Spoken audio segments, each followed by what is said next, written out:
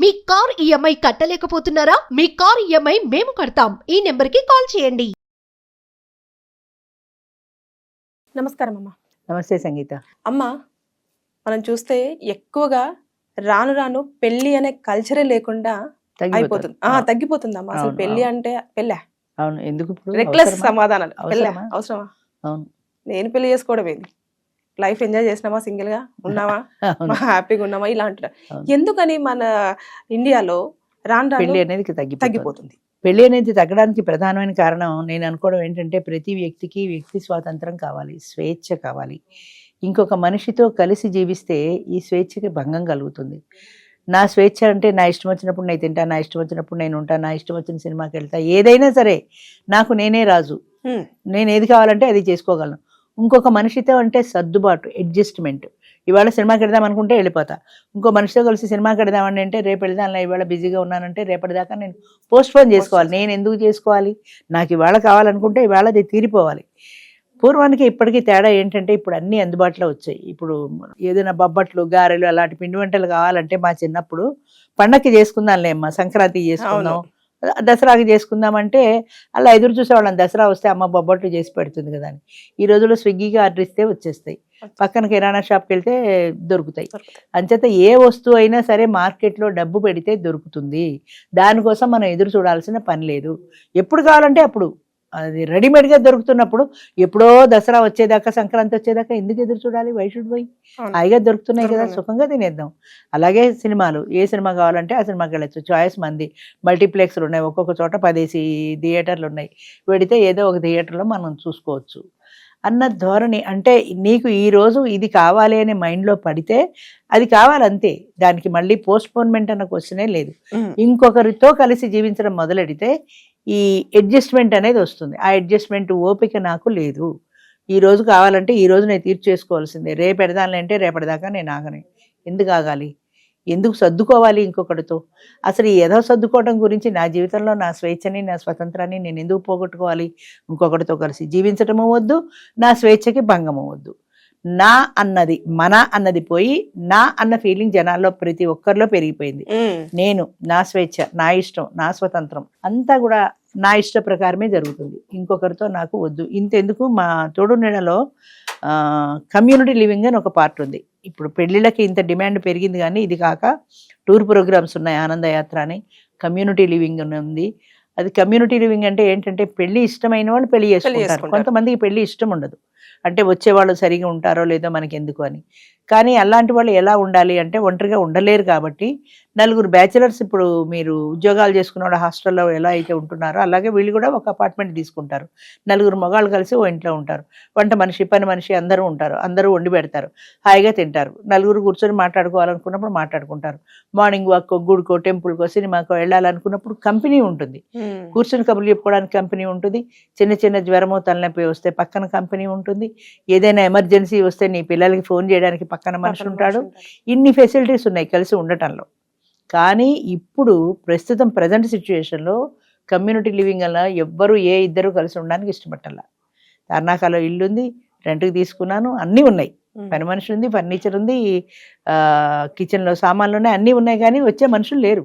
అందరూ సింగిల్సే. మళ్ళీ ఉన్నవాళ్ళు అందరూ సింగిల్సే కదా, వాళ్ళకు ఒక తోడు కావాలి కదా. అంటే వాళ్ళ ఉద్దేశం ఏంటంటే, కొంతమంది ఫ్యామిలీతో పిల్లలు ఉన్నారు, పిల్లలతో కలిసి ఉంటారు. విడిగా ఉన్నవాళ్ళు, అమ్మ నువ్వు విడిగా ఎందుకు, ఇంకొక ఆమె కూడా విడిగా ఉంది, మీ ఇద్దరు కలిసి రూమ్లో ఉండొచ్చు కదంటే, నాకు ఇలా విడిగా ఉండడం ఇష్టం అండి, ఇంకొకరితో ఉండడం ఇష్టం ఉండదు అంటున్నారంటే, ఇంకొకరితో వాడు భర్త కానీ, భార్య కానీ, ఇంకొక ఫ్రెండ్ కానీ, ఎవరు కానీ ఇంకొక మనిషితో నో షేరింగ్. అదొకటే అనుకోవచ్చా అమ్మ? అంటే సెల్ఫిష్నెస్ అనుకోవచ్చా? అంటే ఎట్లా అంటే, ఇప్పుడు మీరు చెప్పినట్టుగా ఫ్రీడమ్ అంటే లగ్జరీస్ ఉండాలి అని చెప్పేసి అనుకున్న అదే అనుకోవచ్చా? లేదంటే సొసైటీలో ఇప్పుడు జరుగుతున్న కేసులను తీసుకుంటే కూడా అనుకోవచ్చా? అంటే పెళ్లిళ్ళు చేసుకుంటే వాళ్ళు విడాకులు అంటారు, లేకపోతే మనశ్శాంతి లేదంటారు, లేకపోతే వామో ఇదంతా పెద్ద సర్కిల్ ఉంటది అని చెప్పేసి అది కూడా రిఫ్లెక్ట్ అవుతుంది కారణం. అది కూడా ఒక కారణం. ఇప్పుడు లేట్ మ్యారేజెస్ అవ్వడానికి, 40 ఏళ్ల దాకా పెళ్లిళ్ళు చేసుకోవడానికి కారణం ఏంటంటే, ఒకప్పుడు చిన్నప్పుడు 10 ఏళ్ళకి బాల్య వివాహాలు ఉండేవి. 10 ఏళ్ళకి, 12 ఏళ్ళకి, 14 ఏళ్ళకి పెళ్ళిళ్ళు చేసేసేవాళ్ళు. అప్పుడు ఏంటంటే వాళ్ళకి పూర్తిగా ఒక ఇండివిజువాలిటీ, ఒక మనసు పూర్తిగా పరిపక్వత చెందని వయసు అది. అవునవును. ఆ వయసులో ఏదైనా చెప్తే వినడమే తెలుసు. అమ్మ మొగుడు మాటకి ఎదురు చెప్పకూడదు, భర్త మాట కాదనకూడదు, నువ్వు చెప్పినట్టు వినాలి అని తల్లి తండ్రి చెప్తే కాబోలు అని వినడమే కానీ ఎందుకు వినాలి అని ఎదురు ప్రశ్న వేసే వయసు లేదు వాళ్ళకి.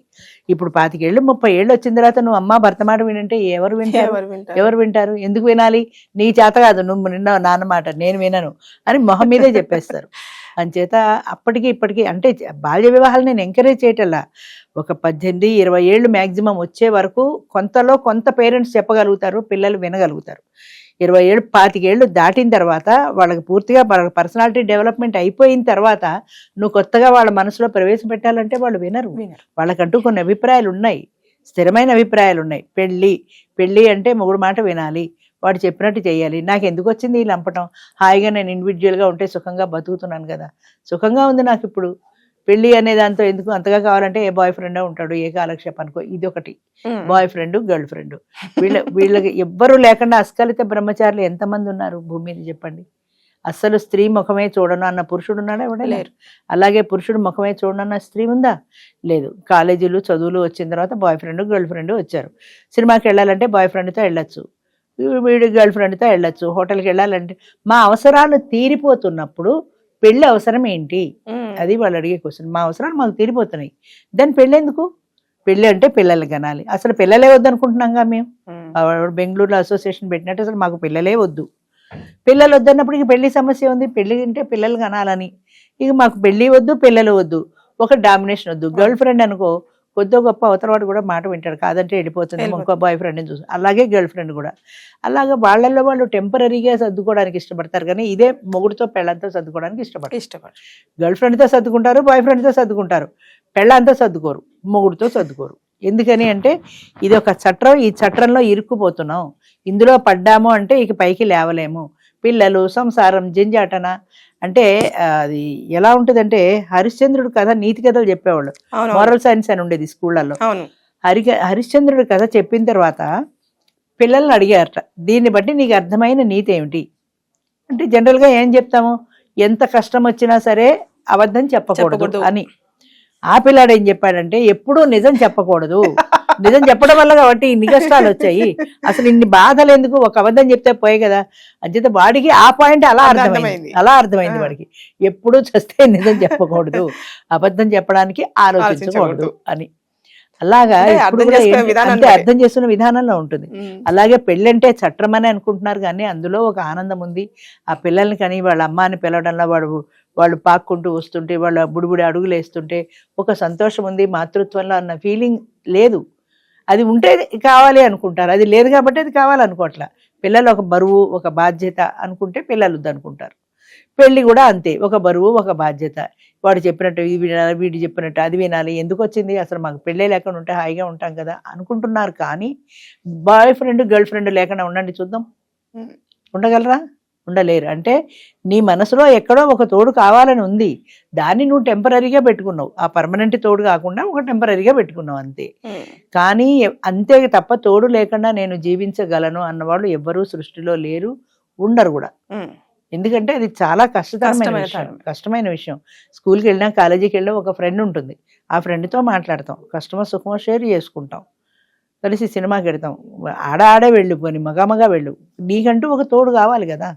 అది ఏ రకమైన తోడైనా, ఏదైనా ఏ రకమైన తోడైనా కావచ్చు, నీకంటూ తోడు కావాలి. తోడు లేకుండా మనిషి ఏదో జైల్లో పెట్టినట్టు, అడవిలో వదిలేసినట్టు బ్రతకగలుగుతారా? బ్రతకలేరు. అంచేత ఇట్స్ నాట్ సో ఈజీ. స్వేచ్ఛ కావాలి, స్వతంత్రం కావాలి. నేను, నా ఇష్టం, నా సుఖం, నా సంతోషం తప్ప మన ఇష్టం, మన సంతోషం, మన ఇల్లు, మన సంసారం అన్నదానికి అసలు ఆ డిక్షనరీలో ఆ పదాలే లేవు.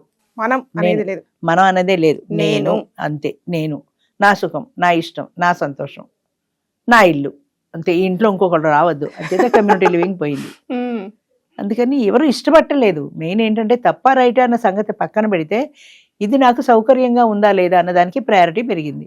పెళ్లి అనే దాంట్లో సౌకర్యంగా అనిపించట్లేదు, కొన్ని వినాల్సి వస్తుంది. అంచేత అసలు ఆ పెళ్ళే లేకుండా ఉంటే నాకు అసలు వినాల్సిన పనే లేదు కదా అనుకుంటున్నారే గానీ ఈ సంతోషం ఎంతవరకు ఉంటుంది?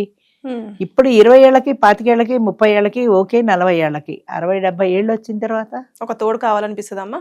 అసలు అప్పుడు రోజులు ఎలా వెళ్తాయి?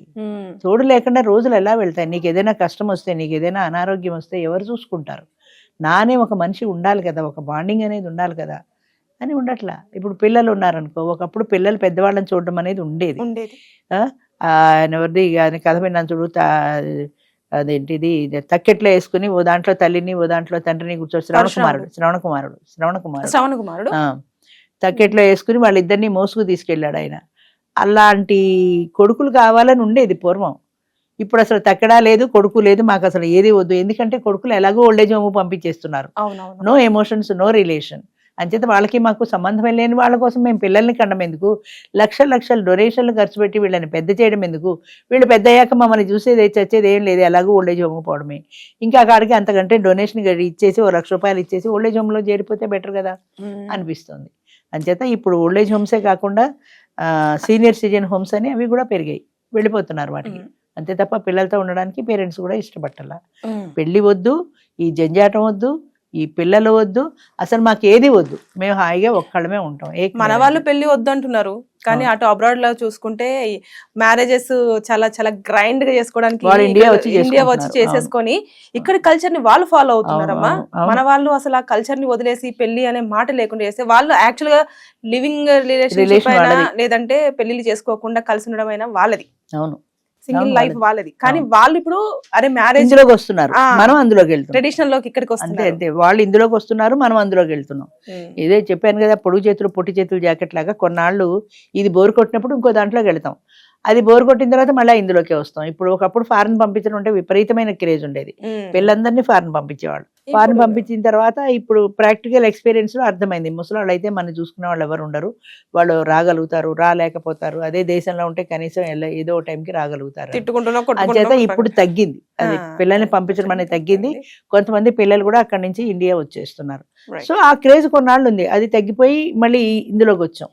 మళ్ళీ ఇది కొన్నాళ్ళు ఉంటుంది, మళ్ళీ అందులోకి వెళ్తుంది. అంటే ట్రయల్ అండ్ ఎర్రర్ మెథడ్లో ప్రతిది కూడా ఏదో ఒక ప్రయోగం చేస్తూ ఉంటారు, అది కుదరకపోతే వెనక్కి వస్తుంటారు. లివ్ ఇన్ రిలేషన్ కూడా అంతే, కొన్నాళ్ళు ఉంటుంది.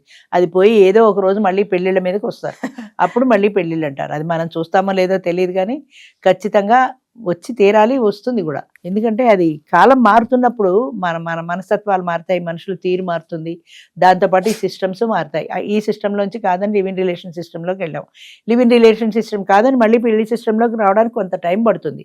అయితే ఈ మధ్య పీరియడ్లో వాళ్ళు సఫర్ అవుతారు, తప్పదు కదా. Thank you. మంచిది.